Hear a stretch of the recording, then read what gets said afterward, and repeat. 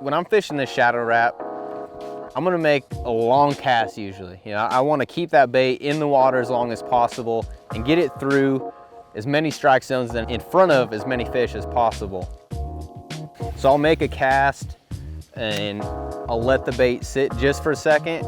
I'll make a couple quick twitches with the rod to get that bait down and get the action started, and then I'll just let it sit.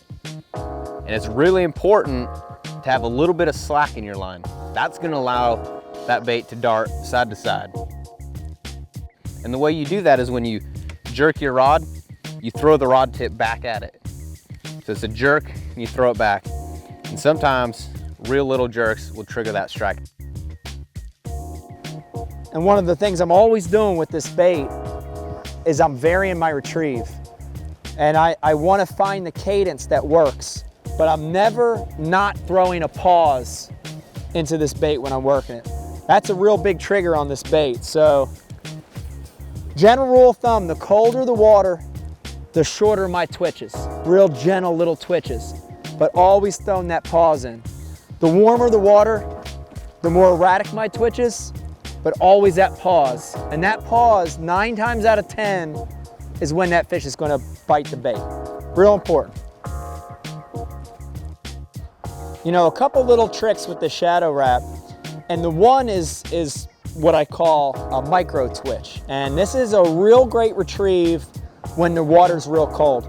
So many people get in the habit of these hard jerks, but when that water gets cold, I don't want that bait moving a lot. So I make that cast, and if you watch my tip, I just kind of shake it.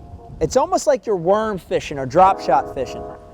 And I shake it, and then I let the bait stop. And I shake it, and I let the bait stop. And that's a real great technique, because every time you're shaking it, that bait's just doing these little tiny twitches. And then on the pause, it fades off. That's one real big one.